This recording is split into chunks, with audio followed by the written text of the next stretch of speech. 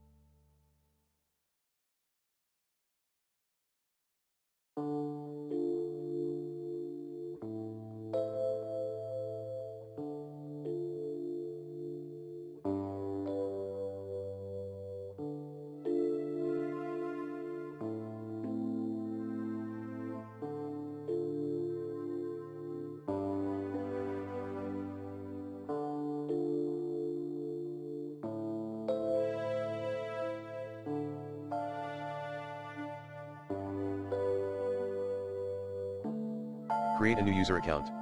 5.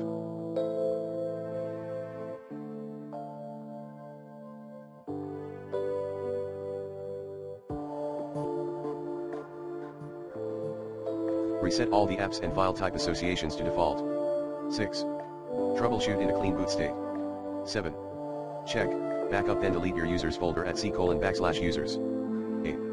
Check the startup folder, shell startup, and task scheduler, /Windows/system32/tasks. 9.